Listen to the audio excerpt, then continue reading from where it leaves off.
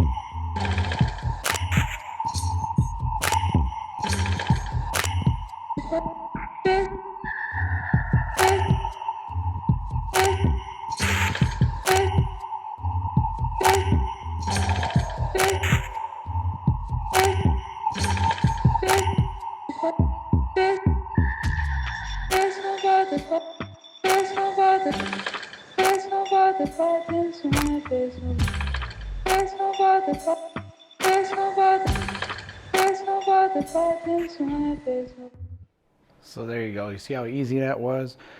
It's a blue cheese crusted tilapia. Very simple, very few ingredients. All you gotta do is pair it with a nice salad. We've made some Granny Smith apples, some dried cherries, some figs, something sweet to go against the saltiness. So I hope you like this video. We're gonna start doing videos again over here on Life and Fork. So just stay tuned. Make sure you hit subscribe, share the video, leave me a comment, ask any questions, and I'll see you next time. Take it easy.